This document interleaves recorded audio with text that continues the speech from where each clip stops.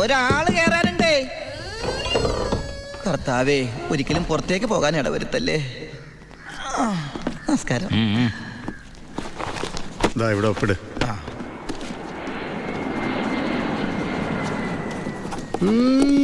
ഇതാരുടെ ഒപ്പാടാ? എന്റെ അപ്പന്റെ ഒപ്പ. അപ്പം മരിച്ചപ്പോ എനിക്ക് തന്നതാ. മതി മതി മതി. ഈ സാധനങ്ങളൊക്കെ സ്റ്റോറി കൊണ്ട് ഏൽപ്പിച്ച് ഡ്രസ് മാറി സെല്ലോട്ട്. ഞാനിപ്പ ഡീസന്റ് ആയി സാറേ. ഇതെന്റെ പേഴ്സല്ലേ? അതല്ലേ പറഞ്ഞ ഞാൻ ഡീസന്റ് ആയിരുന്നു. പോണ വഴിക്ക് പോലീസ് വിളിച്ചാൽ കൊടുക്കാൻ ഒന്നും എന്റെ ഉണ്ടായിരുന്നില്ല. തുറന്നു നോക്കിയപ്പോ അതിന്റെ അകത്തും ഒന്നുമില്ല. ഇപ്പൊ ഇതിനകത്ത് വല്ല ഉണ്ടടാ? തുറന്ന് നോക്ക്. പറഞ്ഞു, നിന്നെ പോലെ നല്ല കള്ളന്മാർ ഇപ്പൊ ഇല്ല. സാർ എന്നെ പുകട്ടരുത്, ഞാൻ പെരുങ്കള്ളനാകും. അകത്തോട്ട് പോടാ. ഈ പരോള് കഴിഞ്ഞു വന്ന വഴി ഞാൻ മറന്നു.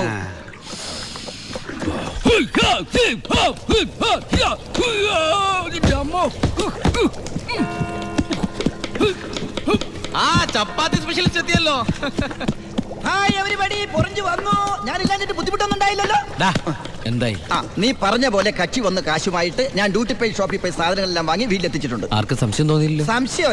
ഞാൻ ദുബായിക്കാരായി വിലസില്ലേ? എന്റെ ഹെയർ സ്റ്റൈൽ എന്നെ മാറ്റിക്കളഞ്ഞില്ലേ? ഫേസ് ഇത് തന്നെയല്ലേ, പിന്നെന്താ കാര്യം? എത്ര നല്ല ആൾക്കാരാടാ നിന്റെ വീട്ടുകാരി. നീ എങ്ങനെ കുടുംബത്തിൽ പിറന്നടാ? ഇവിടെ നീ പരമശിവം, അവിടെ ഉണ്ണി ദാമോദർ. നീ പെരുങ്കള്ളനാ.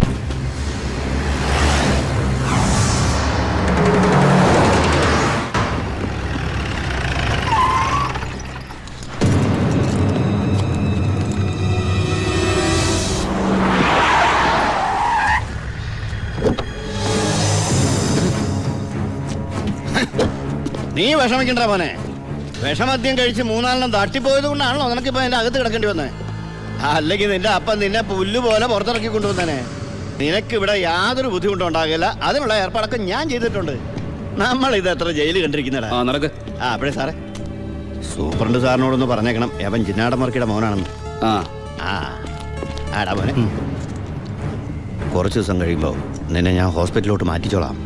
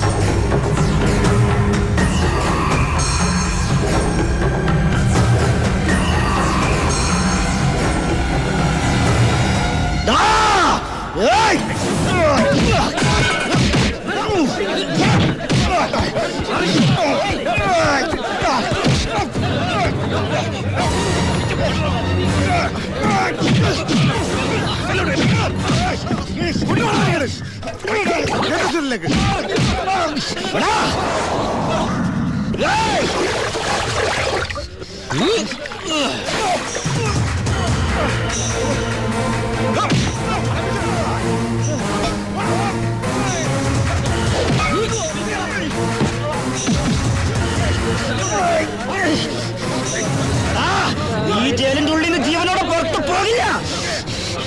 നിന്നെ കൊല്ലും ഞാൻ. നീ കരുതിരുന്നോ? നിന്നെ വിടില്ല, നിന്നെ വിടില്ല.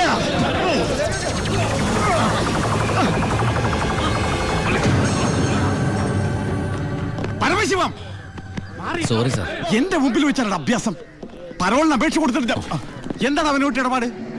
ഓൾ കേരള ക്രിമിനൽസ് അസോസിയേഷനിൽ അവനും മെമ്പറല്ലേ സാറേ. ഇടപാട് കാണാതിരിക്കൂ. മേത്തൊക്കെ സാമ്പാർ പോയി. ചോറും കൂടി വിളമ്പട്ടെ സാറേ? 2 പപ്പടം കൂടി തടാ, പൊടിച്ചു കളഞ്ഞാൻ. ആരാ ചോറ് വെച്ചത്? പപ്പടം ഇല്ലെന്ന് അറിയില്ലേ? മതിയെങ്കിൽ മാറ്. അവൻ എന്തിനാടാ നിന്നെ ചവിട്ടിയത്? അവനെന്നെ ചവിട്ടാൻ തോന്നിണ്ടാവും. അപ്പൊ അവൻ എന്നെ ചവിട്ടാൻ തോന്നിയില്ലല്ലോ.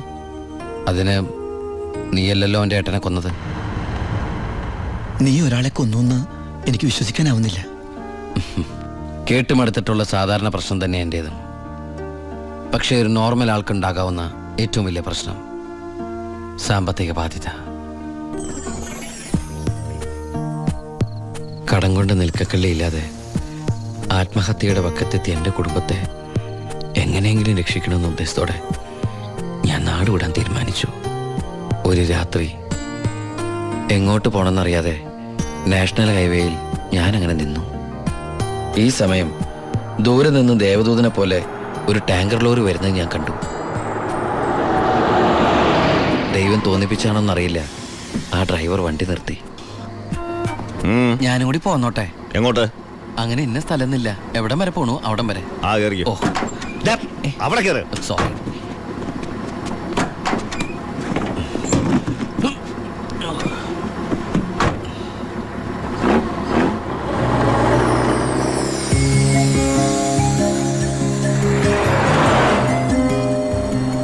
എങ്ങോട്ടാ? പോലീസ് പിടിച്ചില്ലെങ്കിൽ എത്തേണ്ടടുത്തെത്തും. പോലീസോ? ആ. അതെന്താ എന്റെ വണ്ടിയില്? സ്പിരിറ്റ്. സ്പിരിറ്റോ?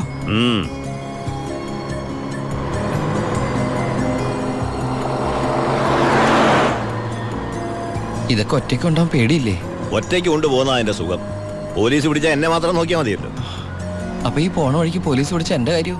അത് പോലീസുകാർ നോക്കിക്കോട്ടെ. നിന്നെ പിടിച്ച എനിക്കെന്താ? നിനക്ക് എന്നെ കുറിച്ച് ഒന്നും അറിയില്ല, എന്റെ പേര് പോലും. എന്താ ബായുടെ പേര്? അത് വേണ്ട. എന്നാലും പറ ബായ്. നീ ഇപ്പൊ എന്താ വിളിച്ചത്? ബായ്. ഭായ്. അത് തന്നെ വിളിച്ചാ മതി.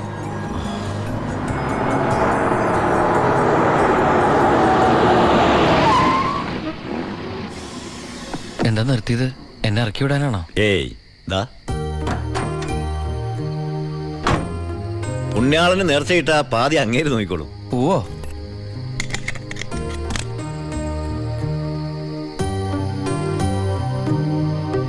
എന്റെ പുണ്യാള, നേർച്ചിടാനായിട്ട് എന്റെ കയ്യിലൊന്നുമില്ല. എന്നെ മുഴുവനായിട്ട് കാത്തോളണേ.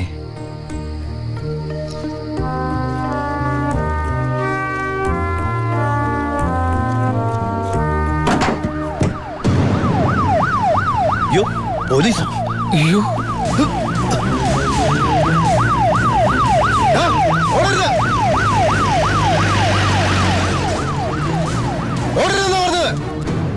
നീ എന്നതാടായി പറയുന്നത്? Load police പിടിച്ചെന്നു.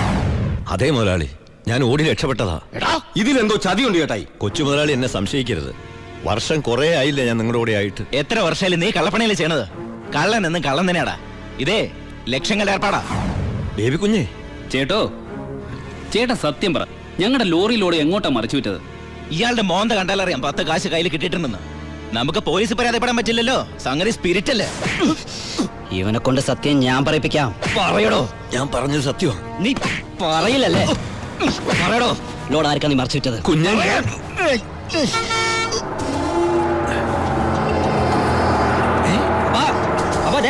ലോറി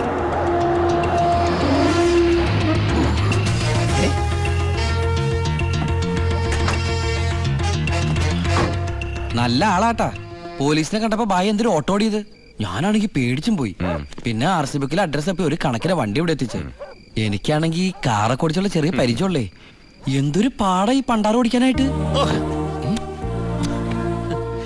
എന്റെ പുണ്യാളം കൊണ്ടുവന്നാ ഇവനെ.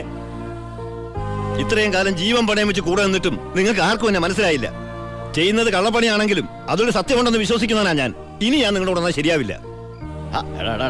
ഞാൻ ഒന്ന് പറഞ്ഞോട്ടെ. എന്നെ കൊണ്ട് കുറെ ഉണ്ടാക്കിയില്ലേ, ഇനി ഒറ്റയ്ക്ക് കൂടെ ഉണ്ടാക്കിയാൽ മതി. എടാ ചാണ്ടിച്ച. അപ്പാ, ഇയാളെ പോണേ പോട്ടപ്പാ. ഇയാളെ ചത്ത നമ്മള് ബിസിനസ് ഇല്ലേ?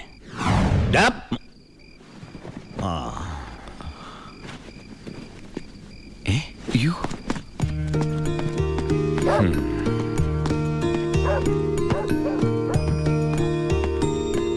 നീ എങ്ങോട്ടാ? ബായ് എങ്ങോട്ടാ? എങ്ങോട്ടെങ്കിലും. എന്നാ ഞാനും എങ്ങോട്ടെങ്കിലും. വാ. ബായ് സത്യമുള്ളവനാണെന്ന് എനിക്ക് തോന്നി. ഞാൻ അയാളുടെ കൂടെ കൂടി. ബായ്ക്ക് ഭാര്യയുണ്ട്, മകനുണ്ട്. മകനെന്ന് പറഞ്ഞ ബായ്ക്ക് ജീവനാ. ശിവന് കുറച്ച് ചോറിട്ടോടി. ശിവനല്ല, ഉണ്ണി. ചോറ് വേണ്ട, അതിന് പകരം പപ്പടം എടുത്തോളാം. നമ്മുടെ പരമശിവത്തിന്റെ നല്ല ഛായയില്ലടി ഇവന്. എനിക്കും കണ്ടപ്പോഴേ തോന്നി. ആരാ ഈ പരമശിവം? പണ്ട് ലോറി താവളത്തിൽ നിന്ന് കിട്ടിയതാ അവനെ. പിന്നീട് എനിക്ക് എന്റെ സ്വന്തം അനിയനെ പോലെയായി. 4 കൊല്ലം മുമ്പ് ഒരു ലോറി ആക്സിഡന്റിൽ അവൻ. ഇന്ന് വഴിയോരത്ത് നീ നിൽക്കണ കണ്ടപ്പോ ഞാൻ അവനെ ഓർത്തുപോയി. അതാ നിർത്തിയത്. എന്നെ ആ അനിയനായിട്ട് കണ്ടൂടെ? അതിനെന്താടാ ശിവ? ശിവനല്ല, ഉണ്ണി. എനിക്ക് നീ ശിവൻ തന്നെയാ. അങ്ങനെ ഉണ്ണി എന്ന ഞാൻ ബായിക്ക് ശിവനായി. ബായിക്ക് ഈ പരിപാടി സ്വന്തമായിട്ട് തുടങ്ങിക്കൂടെ? നീ വിചാരിക്കും പോലെ അത്ര നിസാരമല്ല കാര്യങ്ങള്. ഇത്രയും കാലത്തെ എക്സ്പീരിയൻസ് വെച്ചിട്ട് ഒരു ലോഡ് ഒപ്പിക്കാൻ ബായിക്ക് പറ്റില്ലേ? അത് പറ്റും, പക്ഷെ എങ്ങനെ കടത്തിക്കൊണ്ടുവരും? ചെക്ക് പോസ്റ്റിലൊക്കെ നല്ല കാശറിയണം. അതെവിടുന്ന്? ഒന്ന് ഞാൻ പറയാം, സാധനം കിട്ടിയ കാശ് മുടക്കില്ലാതെ ചെക്ക് പോസ്റ്റ് എടുത്തുന്ന കാര്യം ഞാൻ ഏറ്റു. അതിനുള്ള ചില നുണുക്ക് വിദ്യകളൊക്കെ എൻ്റെ ഉണ്ട് ബായി. ആ ആ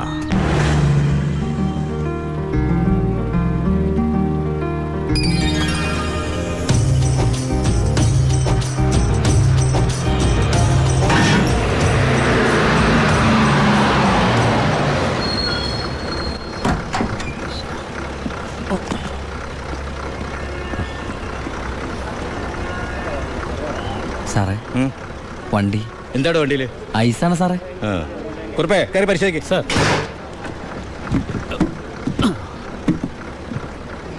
നന്നായി പരിശോധിക്കണോ സാർ? സാറേ പെട്ടെന്നായിക്കോട്ടെ, അല്ലെങ്കിൽ ഐസ് ഇപ്പൊ ഐസ് വാട്ടർ ആവും. സാറേ ഇത് ഫുൾ ഐസാ. ആ അടച്ചേക്ക്. ഓ ചാടിക്കോ ചാടിക്കോ, അല്ലെങ്കിൽ ഐസാവും.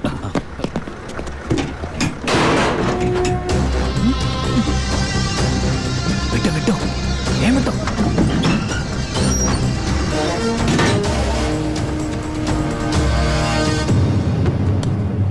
പെട്ടെന്നാവട്ടെ. ശിവ, ആ ഓ എന്റെ പുണ്യാളച്ചോ, നീ ഇങ്ങ് എത്തുന്നത് വരെ ഞാൻ മുള്ളേ നിൽക്കുകയായിരുന്നു. സ്പിരിറ്റ് എന്തിയടാ? ദാ ഇതൊക്കെയാ. ഈ ഐസ് കിട്ടേ? ഞാൻ കാണിച്ചുതരാം.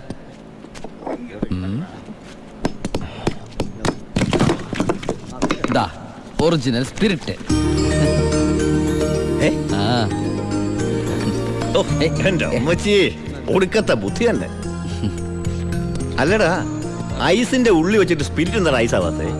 എന്റെ ബായ്, വെള്ളം 0 ഡിഗ്രി സെന്റിഗ്രേഡിൽ ഐസ് ആവും. പക്ഷെ സ്പിരിറ്റ് ഐസ് ആവണമെങ്കിൽ -112 ഡിഗ്രി എങ്കിലും വേണം. കെമിസ്ട്രി പഠിച്ചതിന്റെ ഗുണ. എന്തായാലും കെമിക്കറി കണ്ടുപിടിച്ചു. കെമിക്കറി അല്ല, കെമിസ്ട്രി. ആ അവൻ ഭയങ്കര തന്നെ. ഇത് എത്ര രൂപയുടെ മുതലാന്ന് അറിയാമോ നിനക്ക്? നിനക്ക് ഞാൻ എന്താടാ തരേണ്ടത്?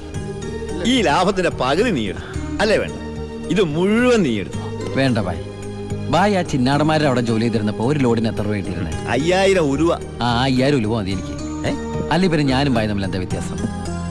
അങ്ങനെ നീ